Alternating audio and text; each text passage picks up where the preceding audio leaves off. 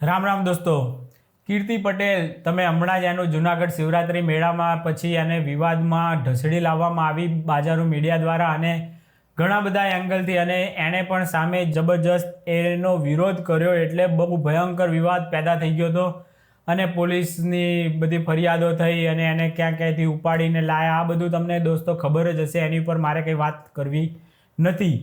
હા, ચોક્કસ એ વિવાદમાં એને ખોટી રીતે ઢસડવામાં આવી એવું મને લાગે છે નહીં, સત્ય હકીકત પણ એ જ છે કે એને ખોટી રીતે બદનામ કરવામાં આવી. જ્યારે એ કુંડમાં આમ પબ્લિકે નાતી હતી, દરેક પીએસઆઈ નાતા હતા, બધા જ નાતા હતા, એમાં કંઈ ખોટું હતું જ નહીં. અને એ કુંડ જે છે એ આમ પબ્લિક જે પાપી જનો છે એ પાપી માણસો માટે જ એમાં નાહવા માટે છે, જેથી કરીને પોતાના પાપ ધોઈ શકે અને કંઈક સારા વિચારો લઈને જાય અને સમાજમાં કંઈક સારું કરી શકે ભવિષ્યમાં. એ માટે થઈને એમને એક મોકો મળતો હોય છે આવા તીર્થ સ્થાનોમાં સ્નાન કરીને.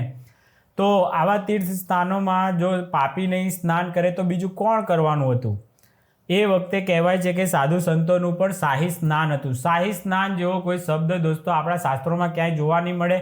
આ એક ઉર્દુ શબ્દ છે, શાહી વગેરે. આવા કોઈ સ્નાનનો ઉલ્લેખ કોઈ શાસ્ત્રોમાં નથી. અમૃત સ્નાન વગેરે સ્નાન સાધુ સંતોનું કહેવાય છે.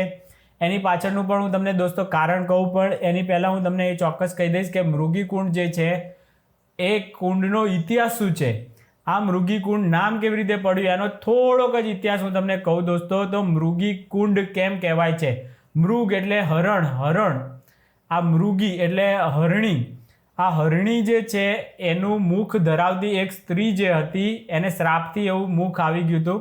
તો એ સ્ત્રીએ આ કુંડમાં સ્નાન કરેલું અને પછી એના એ શ્રાપમાંથી મુક્ત થઈ અને પોતે પાછી જેવી મનુષ્ય જેવા દેહવાળી પાછી બની ગઈ. તો સૌથી પહેલું જો કોઈએ સ્નાન કર્યું હોય તો એ કોઈ એક સ્ત્રીએ કરેલું છે અને એના કારણે જ આ મૃગી કુંડનો મહિમા છે. એટલે દરેક સ્ત્રીઓએ એમાં સ્નાન કરાય એવો મહિમા પહેલેથી જ છે. અને ખાસ કરીને જે ગૃહસ્થ જીવન જીવતા હોય છે, જે સાધુ સંન્યાસી નથી, એ લોકો આપણા જેવા લોકો જે પાપી જીવો છીએ, તો આપણા માટે તો આ બધા તીર્થ સ્થાનો છે કે એમાં સ્નાન કરી અને આપણે પાપમાંથી મુક્તિ મેળવીએ અને મોક્ષ પ્રાપ્ત કરીએ. આ જ એનો મહિમા છે, આ જ સનાતન ધર્મ છે અને એમાં કોઈને પણ રોકી ના શકાય. કોઈ પણ જે પાપી જીવ છે જે પોતે સનાતન ધર્મમાં આસ્થા ધરાવે છે અને તે કુંડમાં નાહવા માટે પોતે ત્યાં ગયા છે, તો એ બધાએ ત્યાં નાહવાની એની પોતાને સનાતની જો કેવડાવતા હોય તો બધાની ફરજ જ છે. એટલે કોઈ સાધુ સંતો કે કોઈને પણ એવો અધિકાર નથી કે કોઈને રોકી શકે. આ સનાતન ધર્મની આટલી વિશાળતા છે, પણ અમુક ના સમજ લોકો દ્વારા એનો ભયંકર વિરોધ કરવામાં આવે. એમાં પણ બાજારું મીડિયા કૂદી પડ્યું એટલે આ વિવાદ બહુ ભયંકર વકર્યો અને એની સામે કીર્તિ પટેલ તો પોતે જ એવડી મોટી મીડિયા છે કે એના એક લાઈવમાં લાખો હજારો લોકો જોતા હોય છે અને એ પછી આખો વાયરલ થતો હોય છે ને બહુ મોટું નામ છે. એટલે એને કોઈ મીડિયાની હાડાબારી કરવાની જરૂર નથી. પણ એણે પછી જે રીતે એને રોકવાવાળા લોકો સામે જે લાઈવ વગેરે કર્યું, તો પોલીસે જબરજસ્ત ભૂમિકા ભજવી દીધી છે. ક્યાંય ને ક્યાંય જયપુર કે વગેરે ક્યાંક બીજા રાજ્યમાં હતી કીર્તિ પટેલ, ત્યાંથી ઉઠાવીને લઈને આવ્યા. આવડો મોટો કોઈ ગુનો નહોતો, છતાં પણ આપણી ગુજરાતની બાહોશ પોલીસ આ એક દાખલો બેસાડી દીધો કે કોઈ પણ આરોપી હોય એને જો ગુજરાત પોલીસ ધારે ને તો ગમે ત્યાંથી ઉપાડીને લાવી શકે છે. બસ આ વસ્તુ એક સાચા ક્રિમિનલો હોય, ખૂની હોય, પછી સાયબર માફિયા હોય, આ બધાને પકડવા માટે પણ આવો જુસ્સો રાખે એવી આપણી નમ્ર અપીલ છે પોલીસને, અને એ કરે જ છે. એમાં કોઈ વાદ વિવાદને સ્થાન નથી. ગુજરાત પોલીસની ઉપર જો સારું પ્રેશર એને આપવામાં આવે ને તો ખૂબ જ સારું પરિણામ એ લાવી શકવા માટે સક્ષમ છે. એ કીર્તિ પટેલના ઉદાહરણ પરથી જોવા મળ્યું દોસ્તો. તો પછી સાધુ સંતો એ વખતે નાહવાના હતા અને આ કીર્તિ પટેલ નાહી, આનો બધો વિવાદ શું છે? તો દોસ્તો, જો તીર્થ સ્થાન છે એમાં પાપી જીવો, આપણા જેવા જીવો પાપ મુક્ત થાય છે. એટલે આપણા પાપ બધા એ તીર્થ સ્નાન લઈ લે છે. ધારો કે ગંગા નદીમાં આપણે નાહીએ તો ગંગા નદી આપણા પાપ હરી લે છે. તો પછી ગંગા નદીના પાપ કોણ હરે? તો સાધુ સંતો એમાં નાય ત્યારે ગંગા નદીના પાપ ધોવાય છે. એટલા માટે સાધુ સંતોને નાહવાનો એક વિશેષ નિયમ હોય છે અને કુંભ હોય, મહાકુંભ હોય, કોઈ પણ તીર્થ સ્થાન હોય એ બધી જ જગ્યાએ સાધુ સંતો પોતે નાહતા હોય છે, જેથી કરીને તીર્થને પોતાનું પાછું તીર્થત્વ પ્રાપ્ત થાય. એટલા માટે ત્યારે કદાચ બની શકે છે કે એ અમૃત સ્નાન કે શાહી સ્નાન જેને કહે છે ત્યારે સાધુ સંતો નાહતા હતા. પણ સાધુ સંતો જે સાચા સાધુ સંતો છે એને કોઈ વિરોધ હોઈ જ ના શકે કે કોઈ પણ પામર જીવ એમાં નાહતો હોય તો એનાથી કોઈને પણ વિરોધ કરવા જેવું હોતું જ નથી. અને એ જ ગઈકાલે સમાધાન જે કીર્તિ પટેલે કર્યું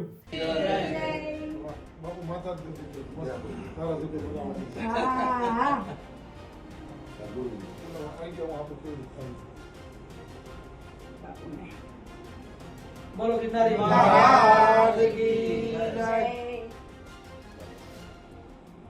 બોલો બેલડી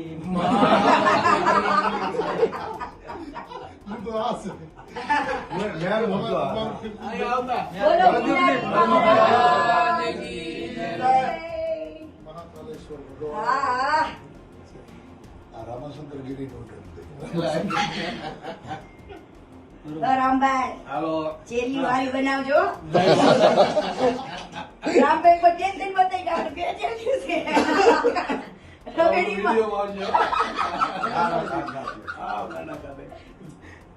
આજુ ગિરનારી મહારાજ કી જય. એમાં તમને ઇન્દ્ર ભારતી બાપુએ પણ વિશાળતાથી એને માફ કરી છે. અને આખો ખોટો જે વિવાદ પેદા થયો હતો એનો સંપૂર્ણપણે અંત આવી ગયો છે દોસ્તો. એટલે કીર્તિ પટેલ એ ખોટી નથી, સમાધાન થઈ ગયું. એટલે એ પરથી પણ દેખાય છે કે ક્યાંક ને ક્યાંક કાચું કપાયું હતું સાધુ સંતો દ્વારા કે પછી એમના ભક્તો દ્વારા, જે ખોટી રીતે કીર્તિ પટેલને પાછળ પડી ગયા હતા. અને કેટલીય જાતનું એ બધું આવેલું હતું બજારું મીડિયામાં. એ બધા ઉપર મારે કંઈ વાત કરવી નથી. હું સમાધાનથી ખૂબ જ ખુશ છું. ઇન્દ્ર ભારતી બાપુએ વિશાળ મન રાખ્યું છે અને કીર્તિ પટેલે પણ સાધુ સંતોનું માન સન્માન સાથે એમને ચાદર ઓઢાડી અને પોતાની ભૂલચૂક હોય તો માફી પણ માગી લીધી છે. અને આખું સુખદ અંત એક સમાધાનનો આવી ગયો છે. તો આ ઉપરથી લાગે છે દોસ્તો કે કીર્તિ પટેલ ખોટી નથી. અને કોઈ પણ પામર જીવ હોય એ કોઈ તીર્થમાં સ્નાન કરે એનો ક્યારેય કોઈ વિરોધ હોઈ જ ના શકે. બાજારું મીડિયાએ આ સમજવું જોઈતું હતું.